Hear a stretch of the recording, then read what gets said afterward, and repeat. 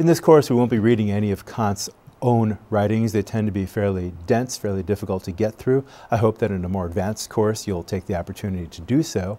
But one contemporary philosopher, I mentioned that there are a number of contemporary philosophers who try to defend one or another aspect of Kant's complex lines of thought, and one famous philosopher who's done so on the topic of warfare is Thomas Nagel in a famous paper of his called War and Massacre, in which he tries to argue that there are certain ways of carrying out warfare that are ethical and others that are not. And while many of us feel sensitive to the difference between those countries, for example, that engage in a just kind of war and just kind of way of carrying out warfare as opposed to others that are not, it's easy to get confused when there's so much at stake in the context of war. So Nagel writes, certain restrictions on warfare are neither arbitrary nor merely conventional, and their validity does not depend simply on their usefulness. That is to say, there are certain restrictions on the conduct of war that, for example, the United States and many other countries have signed on to that are not just things that we chose to be polite, but rather connect in some way to deep aspects of ethical treatment and ethical behavior. And we sign on to these restrictions even if there are ways in which violating them might give us an edge in warfare. Nagel continues, when one of the choices in the context of war is to do terrible things to another person, the problem is altered fundamentally as to what we ought to do. It's no longer a question of which outcome would be worse. That is to say, when we're deciding how to carry out a line of attack or a line of self-defense, generally speaking, there's a very good chance that we're going to end up killing one or more people. No matter what, something terrible is likely to happen. But the issue, Nagel points out, does not immediately become which is the lesser evil in the sense of the utilitarian way of thinking about which is going to cause the smallest amount of suffering, because some ways of causing minimal suffering might also be ways that result in treating people unethically. That's the complex and subtle aspect of Nagel's point of view that we need to investigate. So Nagel discusses what people talk about as the problem of means and ends. In his paper, he raises the question, points out that many people during the Vietnam War, when he was writing his paper, raised questions such as, is it justified in the sense that does the end that we're trying to achieve in this war justify the means that we're taking to do so? Now, that would be a natural question from a utilitarian point of view. But from an absolutist, as Nagel uses the term, or Kantian or deontological point of view, that question does not always apply in a very natural way. That is, utilitarian perspectives can offer some limits on what's allowable in war, in the sense that some methods, some means of attack, some means of self-defense, some strategies are not utilitarian in the sense that they tend not to produce the greatest overall amount of good.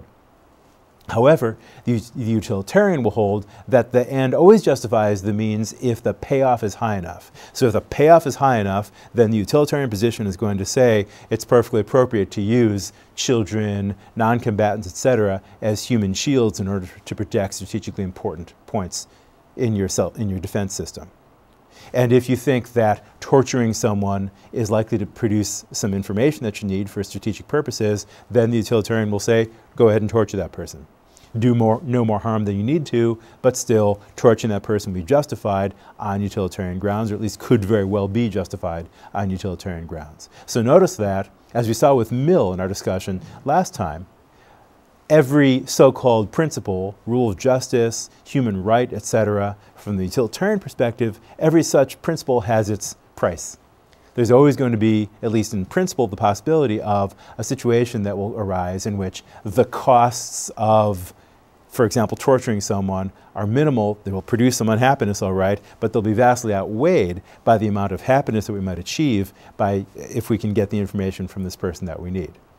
And so you're using this individual, this captured soldier, for example, as a way of producing more utility, as a way of sort of churning out more utility for the greater overall amount of well-being. But notice that in so doing, you're not paying a particular amount of respect to this individual as a person, as an autonomous agent. And that's the kind of thing that the absolutist or Kantian is going to object to. So the absolutist has no problem per se with maximizing good consequences. The absolutist is happy with the idea of producing more utility overall. nor does she advocate pacifism across the board. Being an absolutist does not mean that you are going to say that warfare, killing someone, is always morally wrong. By no means do they say that. But according to the absolutist, there are some conditions in which consequence maximization does not justify an action, for instance, torture, intentional bombing of civilians, or using non-combatants as targets, even if doing so will produce a greater overall amount of utility than other options that are before you. So if, for example, using chemical weapons is something that you're quite confident is going to give you a very significant tactical advantage in this particular war that you're engaged in, then the utilitarian might very well say, yes, go ahead and use chemical weapons, whereas the absolutist is likely to say, no, that's morally unacceptable, therefore it cannot be done, even if the utilitarian calculation tells you to do so. So the absolutist position is going to say there are limits on what's allowable in warfare. So even in adversarial situations, the absolutist will say, we need to treat one another as persons rather than as tools or as props. Those are the ideas that Nagel uses as sort of stand-ins for the idea of treating people as mere means.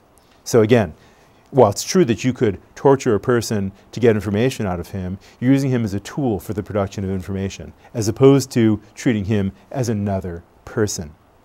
Being a person, that is, implies that there are certain ways in which you cannot be treated by another government, by another army, etc., where the cannot here is an ethical norm. It's a moral injunction, which, in order to be a moral person, one would need to follow. And this cannot be overruled by considerations of expedience.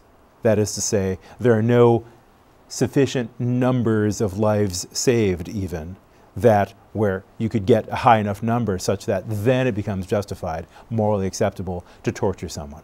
The Kantian is going to say that is not the right way of thinking, because doing so will require eventually treating someone as a mere means. If we do that, then we have broken out of the ethical sphere and have just started treating each other as tools to our ends as opposed to fellow individuals.